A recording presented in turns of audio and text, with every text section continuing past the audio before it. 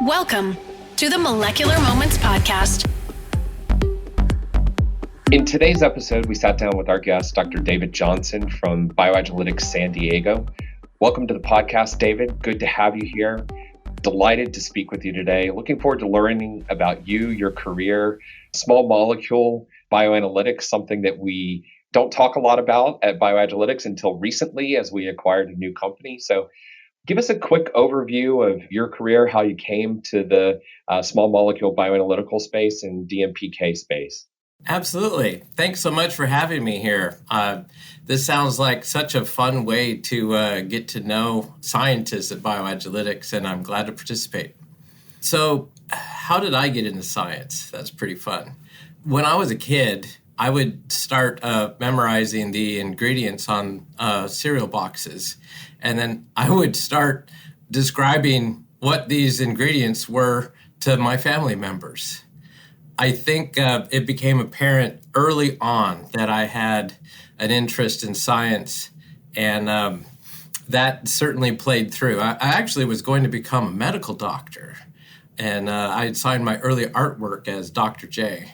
It's ironic that nowadays that's a nickname that we have at my work because there were 25% Davids at the company at the time I joined.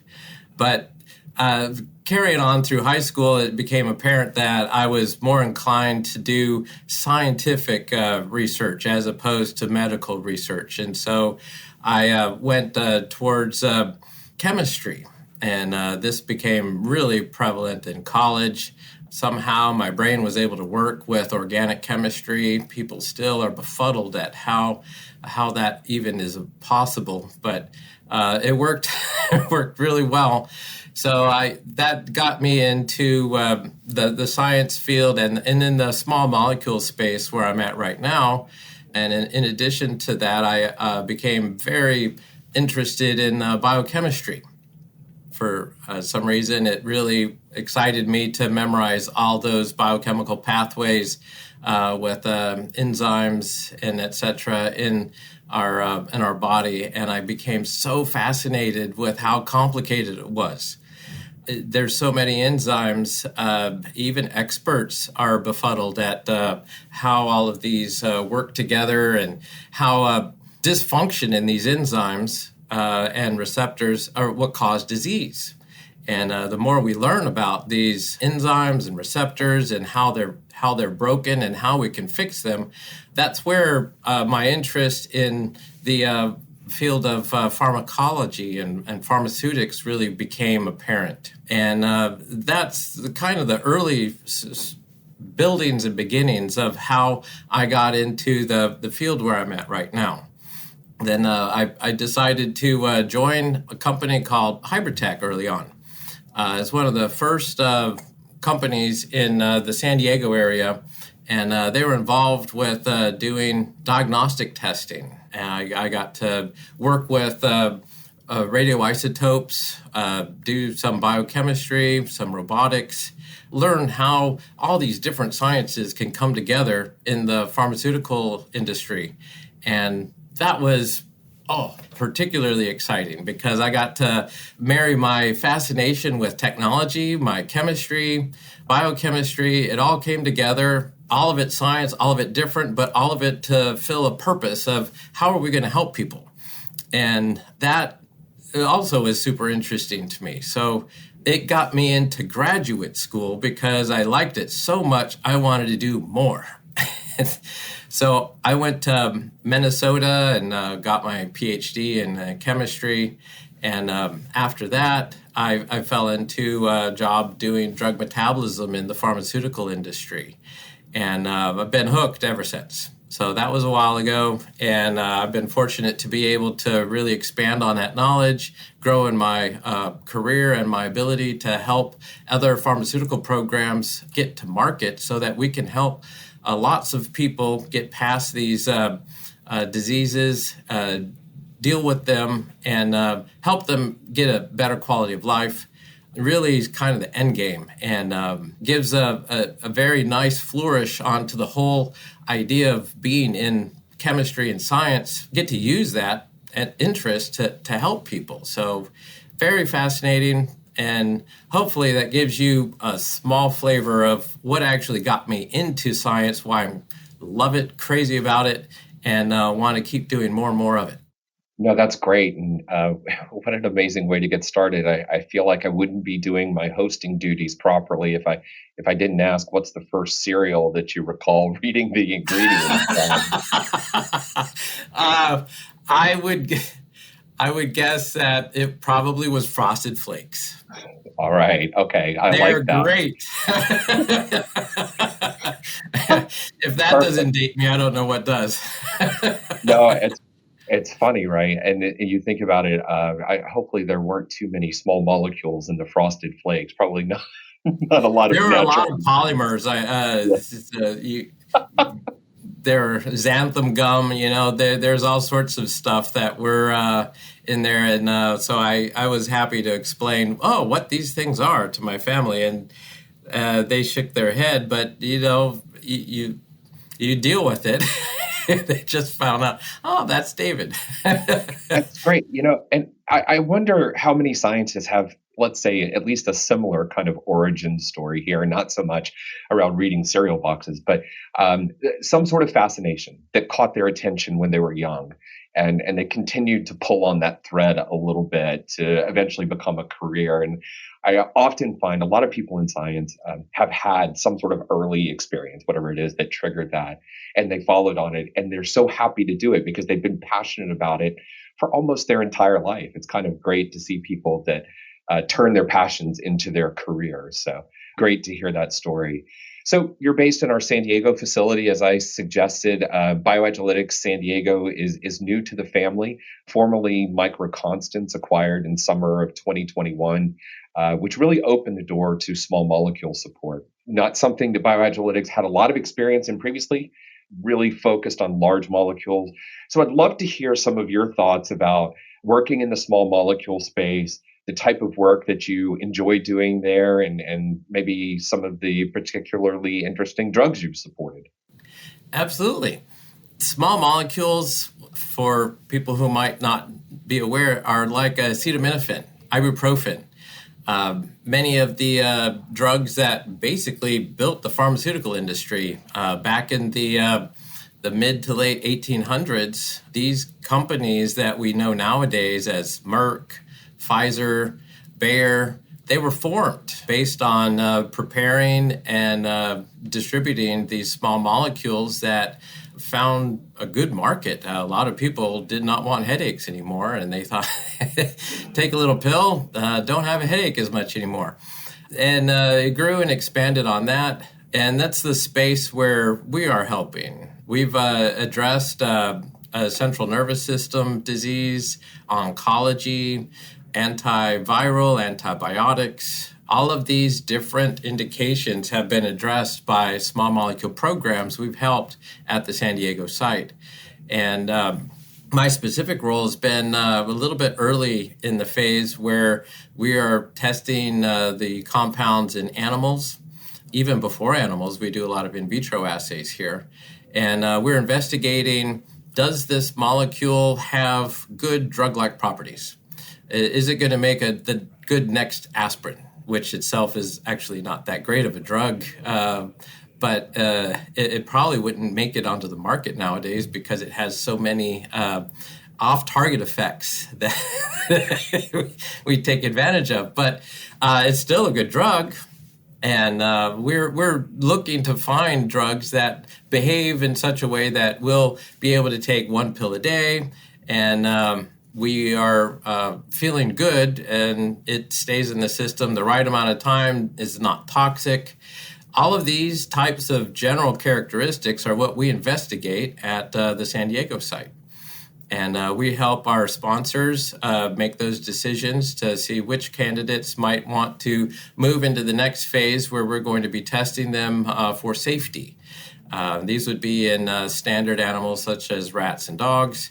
And after they've been proven to be safe enough for the animal studies, then we get to go into the clinic. And I do a little bit of work on that in my department, the DMPK group, but it's not so much. At that point, it's the handoff to the regulated industry. So we all work together in different parts of the drug development program, and the end goal is to get it far enough along so that we're able to do the regulatory filings and get this medicine onto the market. Yeah, a couple of interesting points there. I think some things that people don't often think about, and aspirin or ibuprofen, great examples of things that people just take, right? I mean, they're accustomed to it. It's so widely available, so well defined, used so frequently. All of these things have toxic effects, right? It's all about getting to the right dose. And that's an interesting part of your job and part of the role of people really that we all do in the pharmaceutical industry. We can make a lot of things and they can treat a lot of things, but finding the right amount to give to people to get just that right effect, just enough to get the intended effect without getting the unintended effects is a big part of what we all do, right? Absolutely. And it's super important. We do that at our site in San Diego. It's called Pharmacokinetics. We're measuring drug concentrations in plasma samples so that those drug concentrations can be correlated with clinical effects. They can then decide, well, at this concentration, we're able to see a clinical effect. And then at a much higher concentration, or maybe even a slightly higher concentration, then we start seeing bad effects, the effects we don't want. And as you alluded to, Jim, those would be the toxicities, and we want to really hone in on what dose levels and amounts of these compounds will make for a good drug as opposed to a toxin. We want to make drugs, not toxins, and as early toxicologists are saying, it's all about the dose. Yeah, the old quote, "The dose makes the poison," or "The dose makes the toxin," is really true of almost everything that we put into our bodies, quite honestly, and something Yeah. that we're accustomed to in the pharmaceutical industry, and not just a small molecule property either. Yeah, if you drink too much water, it will kill you. It will Yeah, imbalance your salts and you will die. So, if you the other interesting part of that is a concept that a lot of us that play around in this space certainly get, and we're getting a bit of a crash course globally around this thanks to the pandemic and some other things that have happened. These things are not just defined by one factor, right? It's about getting the dose to the right level and then combining it with an entire data set of other things that are being monitored, right? So if you're looking at pharmacokinetics, you're also tying that data into a much larger package of safety evaluations, perhaps biomarker evaluations to see the actual effect of things. It's not just one piece of data that decides anything, right? It's really an entire package of information. is a huge package of information. Right. Most people are most people are lucky enough to never see a regulatory submission for a pharmaceutical or a biopharmaceutical. How many boxes do those come in? Right. It's a lot of boxes, and so the role that I play in that box is small. There's a lot of hands that go into generating the data that is reviewed by the FDA or any other regulatory agency as they consider the basic question: is this compound safe enough to justify the risk of taking it? And that's where we're trying to get the compounds to the point where those decisions can be made. And to your point, it is quite a task to collect all the data. And I'm happy to be a part of it in any way. And it's actually nice that we're part of BioAgilytix now. We're able to address a larger part of the whole data collection package than we were before. So that makes it even more gratifying to be a part of this, because we can address more of the regulatory space, more of the science space. It's a lot of opportunity for us to help more programs get further and further into the market. Yeah, agreed. The instant that we made public the announcement of the acquisition of Microconstant, BioAgilytix San Diego, I went on an internal team call with our team and said, look, at the most basic level, we say no a lot less now. There are a lot more things that we can do. And combined, there's an amazing potential to impact an even larger part of the industry, which is for those of us that want to have positive effects on patient outcomes, it's a huge advantage and more things that we get to work on. And I think also incredibly interesting for curious scientists to just do something and think about something differently than they've done before. It's an awesome opportunity. Oh, it is. So much of what I have learned as a small molecule drug developer is applicable towards the larger molecules such as peptides. And then the modalities are just growing. Those peptides are getting conjugated to larger molecules, like monoclonals. Monoclonals are getting conjugated to oligos. The types of drugs that are being called drugs are getting more complex, more sophisticated, and the skills that we have learned in both small molecule and large molecule are starting to get married. They're blending. It's getting harder and harder to tell the difference, and the need to know both types of workflows, the small molecule and the large molecule, is more apparent now than ever. If you just look at the new drugs that are coming out and the type of science that's being developed to address the needs of those new drugs, it's fun, interesting, and a great reason for large and small molecule to be together in one company. Yeah, I guess if we'll continue the food taglines, and it's two great tastes that go great together, instead of For sure.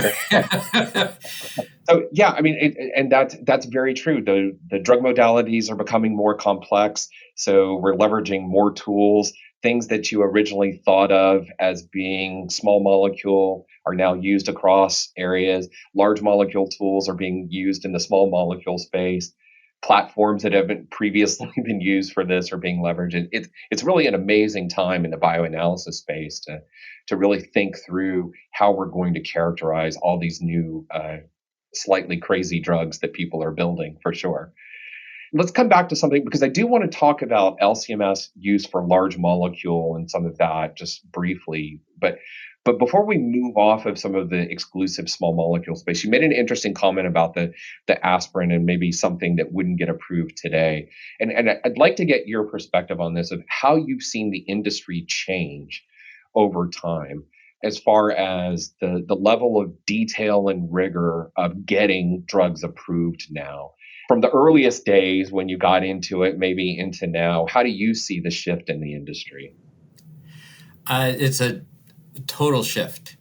If you look at the number of SOPs that we had when I started at the San Diego site for 21 years ago, it would fit into just a couple binders.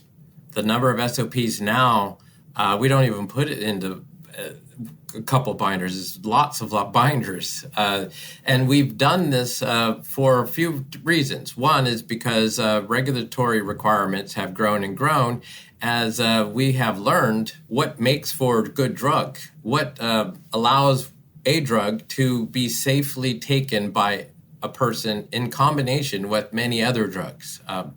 Polypharmacy is huge nowadays. We have a large number of people who are on multiple medications for completely different indications. And we as a collective science team have found out that there are things we can do that make it safe for people to take all these medications.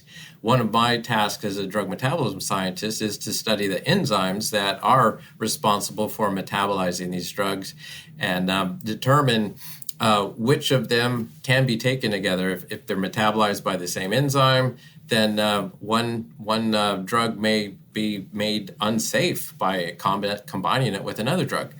So that science has guided regulations. Regulations have become more rigorous, and this is across the whole world.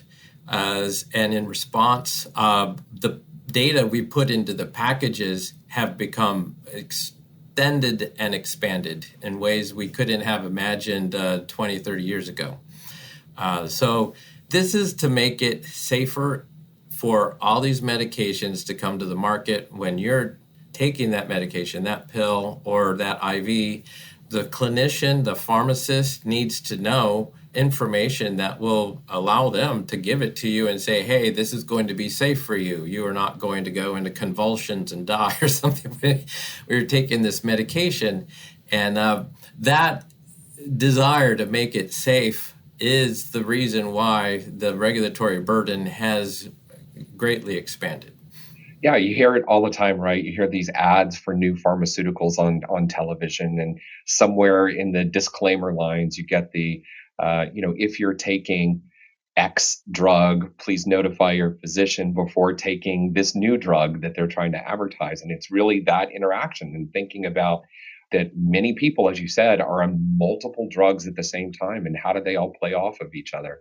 An incredibly important part of what you do and the type of work that really gets analyzed, because drug-drug interactions are a big part of the small molecule space. A little less so in the large molecule space, although we're starting to see some of that for sure. But a big part of the small molecule space. Yeah, it's a very large part. All your drugs that you consume, you don't want to stay in your body, and your body doesn't want them to stay in there either. You've developed a lot of clearance mechanisms for removing these foreign drugs from foreign compounds from your body, and those processes can be inhibited. They can be affected, and that's what causes the changes to the drug concentrations that would then make a drug rise up to the point where it could be toxic or fall to the point where it stops working properly. Finding that right balance, right? That's the important part of really what we're all doing in this. So let's move on. You started to touch on some of the newer drugs that are combining things like large molecules and small molecules. One of the big examples really is antibody-drug conjugates, ADCs, something we think about where monoclonal antibodies, so a large molecule protein-based therapeutic, is used for targeting purposes. I mean, essentially to get the drug to the right cell or the right tissue, and then it carries a payload that's often one of the small molecule compounds intended to kill or have an impact on the cells there. So brings together the best of both worlds, right? The characterization of small molecules, the characterization of a large molecule, and then that combo molecule. Something that we're all very interested in. We're taking on some of our first projects here. How does that space look to you from the small molecule side of the fence? It's exciting. It, as you said, is quite the marriage between all the small molecule science plus ligand binding assay science. Both approaches are needed to address the needs for developing these types of antibody-drug conjugates. We are looking at the load of the small molecule payload onto the antibodies, and there can be multiple small molecules attached to these antibodies. So we're looking at the release of those small molecules from the antibody, hopefully by a proteolytic enzyme that is unique to a certain cancer. This is the silver bullet technology. We're trying to take what is not a drug, it's a poison. It is being targeted at very specific cells. And the reason is because oncology before is a lot of people know that if you go and get chemo, your hair falls out, you get violently ill and sick, throw up. It's extremely unpleasant to get traditional chemo because those drugs kill your healthy cells in addition to the cells you want to kill. ADCs, antibody-drug conjugates, are trying to get that poison to very specific unhealthy tissue. And the small molecule space, we're targeting the drug metabolism of those small molecules, the release of those molecules, and that is combined with the overall ligand binding assays that are designed to see if the antibody is still in the body. And the science has become even more sophisticated because now we're learning that some of these antibody-drug conjugates can be slightly metabolized to the point where they're less effective, but the ligand binding assay may not be able to tell the difference between the metabolic products and the original compound. So to your earlier point, you're wanting to know about how LCMS can address this space. Well, we're now getting sophisticated enough equipment so that we can look at the intact antibody-drug conjugate. And we're able to tell the difference between small changes in this antibody-drug conjugate, so we can tell when it's metabolized, and we can track it more accurately than some ligand binding assays that might not be specific enough.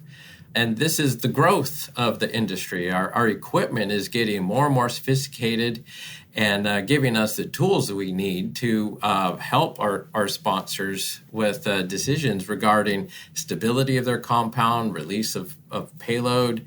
And those bits of data are useful for the decision making that goes into the design of safety studies, design of clinical trials. And we're leveraging the technology and all the past science so that we can keep growing and directing these programs into the future.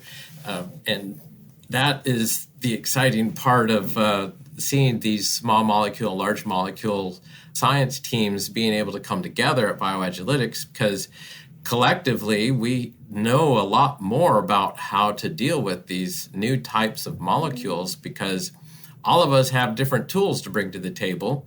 And when we talk about certain problems that programs are having, now all of us can collectively decide on some plan and some research that can be done to help clarify, well, why are we observing this when we should be observing that?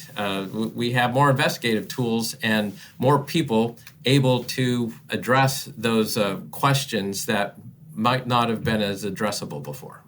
Yeah, I completely agree. I think, we have a larger pool of scientists now, all with maybe slightly different backgrounds, but good scientists. And I think in general, good scientists are problem solvers. So when you look at a situation, it's simply a matter of figuring out what's the right next question to ask, and then get the right tool off the shelf to use to ask that question. And luckily, we have great teams, both the San Diego team and all the legacy BioAgilytix teams also to pull on. It is kind of interesting that in the ADC space, we're also looking at an extension of what we were discussing earlier about getting the dose right.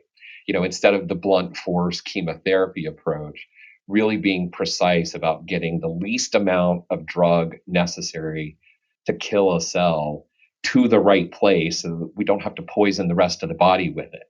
And it's a great tool that we're seeing become more and more dominant. Let's talk a little bit about some of the large molecule LCMS uses, and it's something that's new to San Diego, new to overall BioAgilytix, and part of the expansion there. How do you see those changes in the San Diego site coming, and where do you see that taking the San Diego site to? That is going to be very exciting, because the main tool we use to do large molecule LCMS is going to be our Exploris 240 Orbitrap. It is purpose-built to be able to handle both small and large molecules. And we are using this technology to look at both modalities. We're going to be able to do LCMS for these oligos, antibodies connected to oligos, antibodies connected to small molecules. So we're going to be able to mix and match the modalities with this piece of equipment, and be able to address a chemical space that was just not addressable before. Not at the San Diego site anyways. The Orbitraps have been around for a while. So I don't want to imply that this Sure. ability has not existed before. Yeah, right. No, it's just an expansion of your services there. Yes.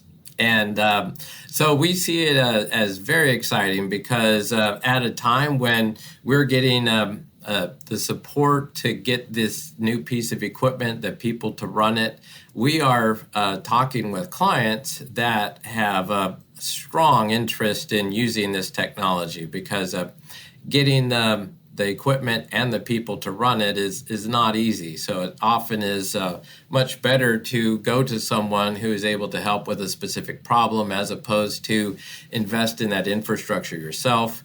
So we are positioning ourselves to be able to help people who do have those specific problems.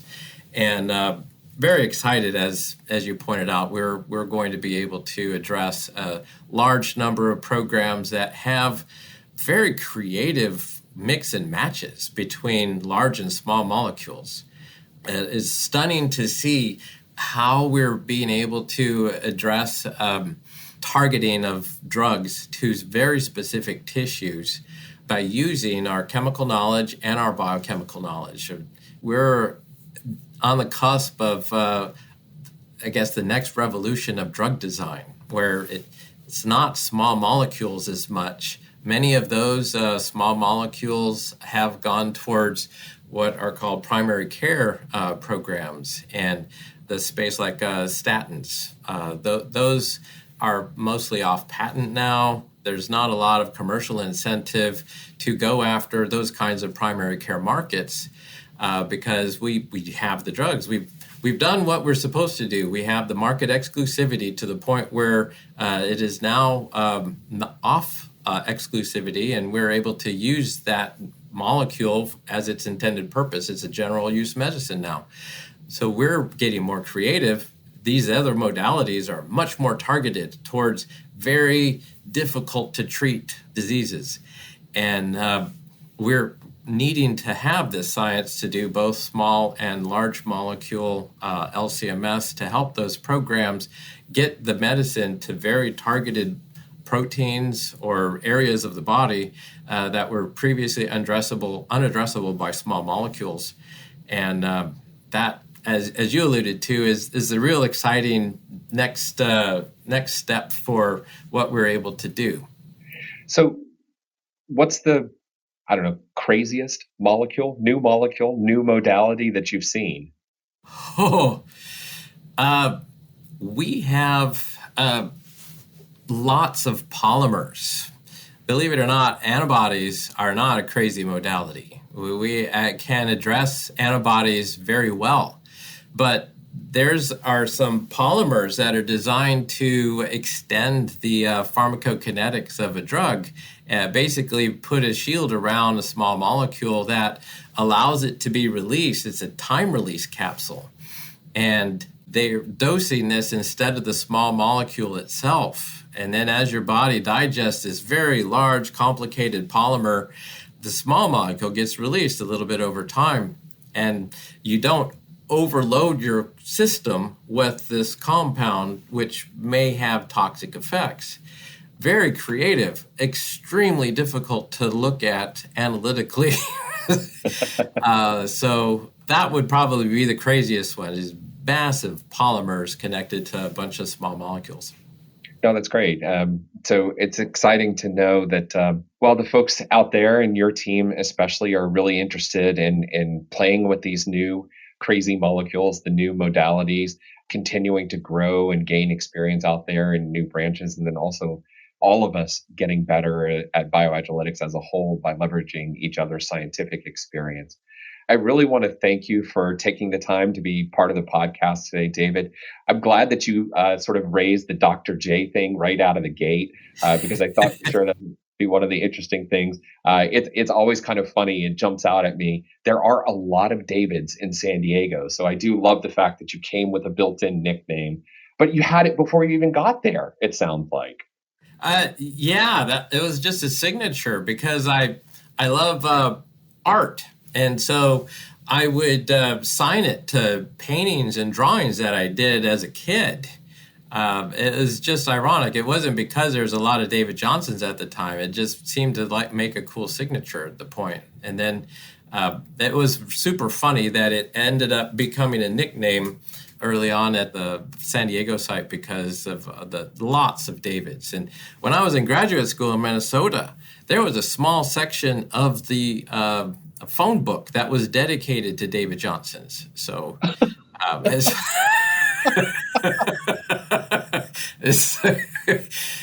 is a common name, but it's what I got. I like it. Well, it's great. It definitely sticks. It immediately caught on with the rest of your colleagues here, and it goes hand in hand, I think, with the very kind and generous nature you've had of teaching and speaking with all of us. It's been a great collaboration over these past 6 or 9 months to be part of the same team.